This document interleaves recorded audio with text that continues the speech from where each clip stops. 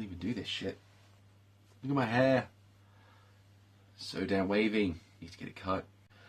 Don't you dare fall over. I'm warning you now. You good? Okay. You're on camera right now, don't screw this up. Hello everyone, I am the Dark Knight Cosplay. How's everybody doing this evening? I hope you're all doing very well. I'm in the garage right now, early hours of August the 8th. Girlfriend's in bed right now, currently not sleeping. She's less than 2 weeks away from giving birth, so we're very excited about that. I came here to tell you everyone about this Batgirl suit. Look at it, so sexy. These abs of steel. Soft, foamy steel. Real bolts though. Little bolts these are. I've had a couple of people asking me how I made it. And I am going to show you, or rather tell you, because I don't have any videos of how I did this. I'm going to tell you, there's that word again, in depth, how I put this all together. There's two methods on how it can be done. I'm going to take you through the one method that I did, and I'm going to explain the other method that you can do. So, let's take a closer look. Now to start with, I'm going to have to correct myself when I said that there are two main methods that you can use to make this suit. There are actually a whole host of methods that you can use that different people have decided to put together with, and each one has worked to their own great effect. It's entirely up to you how you want to do it. I'm just going to take you through two methods that I know best and how to use, and are probably the more common of the two. The first one, as I did with this one to begin with, was you take the host of the person that you want to be making the cast of, and you wrap them all around in cellophane and duct tape. And what that will do is it will give you an accurate size of the model. You're basically casting the body of the person that you want to make all together. You then cut them out carefully, and you reattach the mold so that you then have a full-blown cast of the model that you want to build it on. At this point here, you can then draw on all the lines, or you can basically draw out the stencils of the parts of where you want them to go. So say you want you draw the abs and the size that you've got them around here. You'll then have that all planned out. This is the method that most people are using. It's not the one that I did. I did the more drawn out route. But when these people do it, they have all the templates drawn out, and then they cut them out. And at which point you will already have the sizes and the shapes that you want exactly planned onto where you want them to go in the body. So again, you draw out the templates onto the cellophane cast, and then you can cut that all out and do it that way. The only problem with doing that is that you will then have to use the body of the person themselves to glue them onto, whereas I decided to keep the cast intact, stuff it with some clothes, and then draw the templates on individually, which is how I did this one. So, where I started in this case, as we've been focusing on just now, are the abs. So the abs were drawn out freehand. There was no Papakura files, no stencil things I did with this. It was completely done freehand. So there had to be a bit of redesigning because the abs were a little bit too big to begin with. They basically started up here and ended all the way down here. So they went a little bit smaller. And then on the underside, as you can see here, they're slightly raised in the middle. There was a valley cut, which if you see in some of my previous videos, how I did those to begin with. And then cut the valley out, glue them in so that they then stay embossed in this shape here. And then, quite simply, with the use of Gorilla Glue, as you can see here, this is the one I would primarily use more than anything else. I hope it's available in your area. They usually go for around £5 in England. That is then used to glue straight onto the fabric here. Now the fabric, in this case, if we get a closer look here, is just quite simply thermal base layer stuff. This is actually heat gear made by Sendigo. But if you want a better reference, you can use anything Under Armour related, anything like that, you know, base armour, that sort of stuff. They're designed to keep you cool in warmer weather, which is probably more preferable for this, because even in the winter, the foam itself is going to be keeping you a lot warmer, along with the heat gear, which is keeping you cool. So, with that in mind, it is very, very good to use with the Gorilla Glue. I'm losing my words here. And then you just glue that straight on there. You've got to be careful if you do have the person wearing it at the time. You want to make sure that they're protected underneath. So, as I did the same thing with the Batgirl who was going to be wearing this, she was wearing a layer of cellophane underneath to protect the skin from being glued together. Now, if you're in a bit of a rush, Gorilla Glue isn't so dangerous that it will just tear your body apart. You can peel it apart. It's just a little bit more hassle-free if you have a layer of protection between the fabric and the skin being glued together. So, if we move on to the sides, what I did, instead of drawing all the pieces out all in one go, as I said, I started with the abs, drew them out, stuck them on. Once they were all stuck on, then I moved on to the sides. Now the sides here are made from neoprene rubber. This will probably be a more go-to material if you're making something like the Dark Knight outfit, unless you already have the materials made, which in this case here you'll just want to know how they're being glued together. So, best advice I can give, as in this case here, is if the panels are already drawn out and you're ready to go with it, then you want to have a close guideline of the material that you're going to be using it from, as in some pictures of the material, as I did with this, so that you know exactly where to place them. Now, this one here, all the material was meant to be really close together. It was meant to be literally matching up, but as you can see, there are a few gaps here and there, a few mistakes that I made. This is the path that I went on, so as the bits were being glued on, I had to then redesign, or just design from scratch, the next panel, which would then go on afterwards. So this side might not be equal to this side. These panels are not exactly mirrored from one side to the other. They had to be drawn out individually to adapt to the way I was gluing them on rather unevenly. So a few gaps here and there, but luckily it all worked out in the end. But again, if you're doing this and you've got the complete look and you're trying to glue them all together, then you want to have some reference pictures to hand so that you can see exactly where they're going on. You also want to keep in mind that there will be a few spaces, especially with the Dark Knight suits. So I actually had that to hand. Just bearing in mind, this suit is by UD Replicas themselves. This isn't one that I made, so you'll want to keep that in mind. But as you can see here, there are loads of spaces between each of the panels being made on there.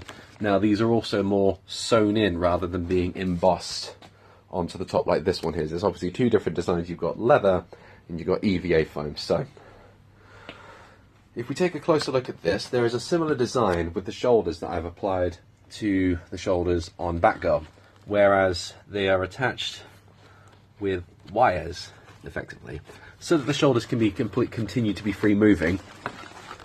If we turn onto the back, you also get this one here where there are panels that are free moving because you've got the back, it wants to be able to move and stretch freely, so you've got elastic in certain areas too. This is one thing you want to keep in mind, and that's something else that gets translated. It's bolted here on the sides too. And if you take a look at the back as well, more elastic to keep it free moving and secure at the same time. If you take a look inside here, you've also got elastic holding it together. And if we go up here, and you'll see a similar idea, although fairly simplified, is that, oh, it's broken here. This has seen some wear and tear, so you'll have to forgive the damage on it. But if we go on this side here, maybe it's slightly better. Yes, you can see there's elastic in place there. There should also be elastic under there. So the shoulder pads are effectively not attached to any solid ground. They are simply attached to the elastic, which is then attached onto something more solid at that point there. So then that way the arms can move around more freely with the shoulders moving with them, and that they don't fall off. And moving on down to the lower half of the body, well, before I do, obviously you've then got the top half, which was more drawing out as we go along here, so you plot out a little bit, move on to the next one. So the chest piece itself, the emblem, is made from neoprene rubber and glued very heavily into place so that it doesn't move. You can see it looks like it wants to pop out, but it's not moving anywhere. That's absolutely great. And then everything else is all filled in accurately to how it is depicted in the game.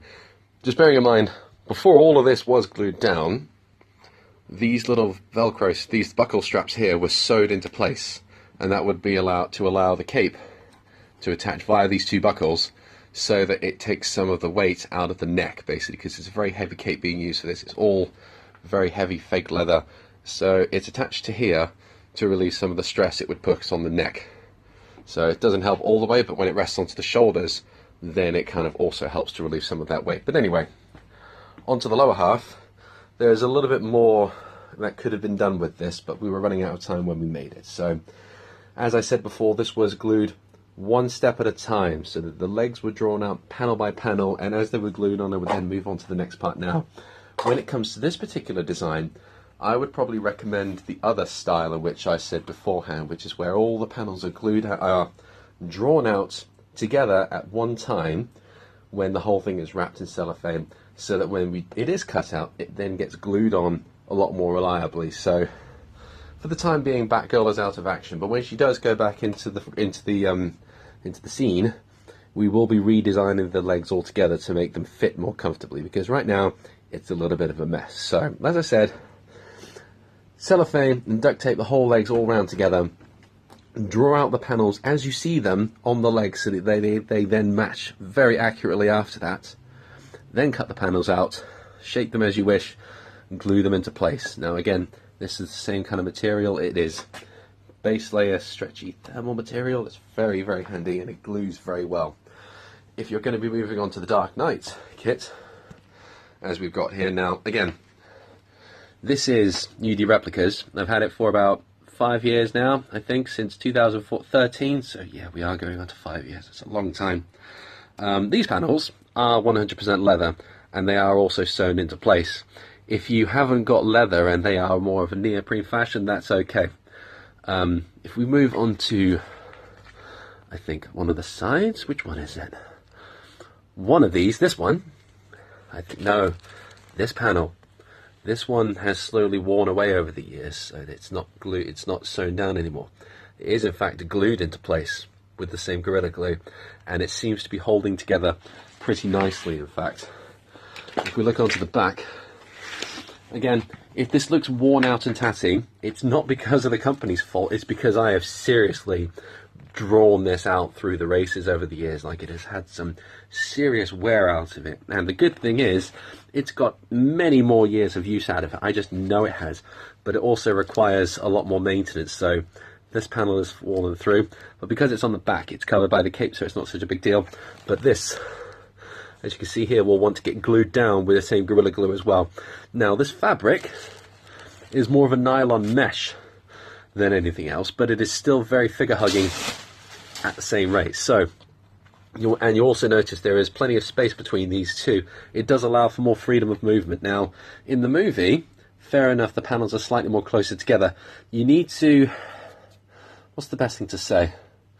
Have a way of sticking the panels to the fabric without it being permanent. So say if they were, I don't know, soft glued or sellotaped to it, so that you know where they're sticking and how much space you've got in between each one, then you'll have a better idea of, like, it's like drafting and then the final print. So similar with this one here, if you're like me and you just go for it 100% and try and fix it as you go along by pulling things out and then sticking them back together again, then that can be one thing, but it could cause more damage to the fabric as you go along. So you want to make sure when you do stick these down that they are exactly where you want them to be before you decide, right, that is the final place. So if there is a way of drawing an outline around each panel with a bit of chalk, then that will give you a better idea where it is, because the chalk could just be wiped off with a damp flannel. So the only other thing about this, in relation with the Batgirl suit as well, is the codpiece. Now, this one used to be sewn in by this point, but it has also come away over time. Again, my fault entirely, just trying to do too many high kicks with it. This one, however, if you can see below the belt, is actually a thong. It's a thong that is worn on the outside with the little front panel there, piece of armour, that goes around the back. And hopefully you can see it without the light shining through too much. If you move past the belt, this is where it sits through behind there. So it's basically an outside thong designed to give the wearer a wedgie and to keep the pants up a little bit more.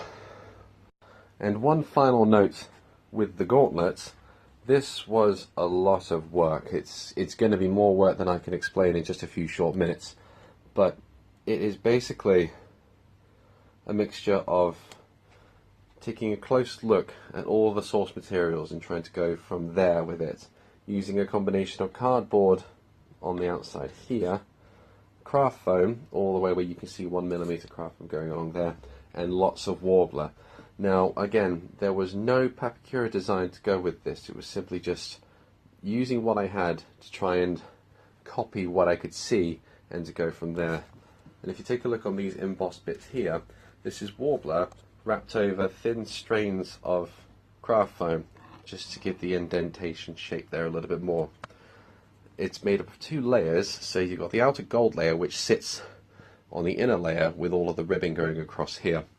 It's 1mm craft foam that was wrapped around the wearer to get used to the idea of how big you wanted it, and then it was lined with a layer of Warbler the whole way around to give it a rigid shape. Lots of these cut out into place to make sure that they glue into a nice even space across here. And then on the outside, similar process was done to get the outline of the outer gauntlet, and then cut with the spaces to go across here. You then get cardboard, which is again coated in Warbler, to measure across here. And then this one here, it's just the process of putting this all together was just a mixture of fever dreams and nightmares, so the less spoken about that the better. But I know that there are several papyrofilers out there that can give you a much smoother finish that people have used before, so if you can if you can get one of those out of the way, then more power to you. But I'm just glad that this suit was done to such a fine finish, and I'm glad I don't have to do it all over again in the future. But if you want to give it a go, by all means. I hope whatever I told you in this video today, it's already beginning to be a bit of a blur to me, was very helpful to you. The knee pads themselves are my version of what the tops of the boots are meant to look like, because these are meant to be all in one go, but I decided to turn them into metal knee pads, or metallic looking knee pads. They're actually Warbler wrapped around more EVA foam, but when they go together with the boot, it gives it a nice good finish. So I hope this was very helpful for you. I hope this gives everyone a good idea, a good clear idea roughly on how I made this. One final note as well, you'll notice there's a lot of this layering between the legs here. This is just quite simply a few inches of craft foam cut out together and then layered over the top. It is all glued down painstakingly, one piece by one piece, all the way down to give it the overlapping look. It looked good in the beginning, it doesn't look so good as a model, so that's something else I'll have to look at again into the future, but I'll probably end up doing the same thing anyway because it works really well. Just needs to have a lot more glue placed into it, so that's plenty of looking into the crotch of a model lady. I hope you enjoyed that image right there. This has been the Dark Knight Cosplay. I hope you guys have managed to take away something from this. If not, let me know and I'll see if there's any other questions that you have that I can help out with. In the meantime, I'm the Dark Knight Cosplay and I'll see you all again next time.